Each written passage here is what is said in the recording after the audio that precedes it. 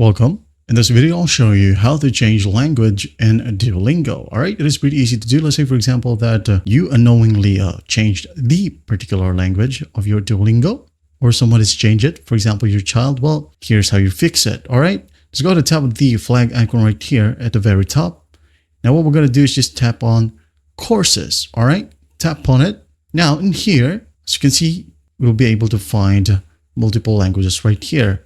And instead of English, it is written in Tagalog, which says Ingles. All right. Now, the way to change that is just go ahead over to this drop down right here where it says, I am speaking. All right. I am speaking Tagalog, which is written in here. Now, what we're going to do is just tap on the drop down. Now, you're going to want to find English so that it will say, I am speaking English. All right. Right here, I'm going to click on it. And there we have multiple languages that is written in English. All right. Just go ahead and pick a particular course or language that you wanted to learn. For example, Spanish right here. I'm just going to tap on it and wait for it to load.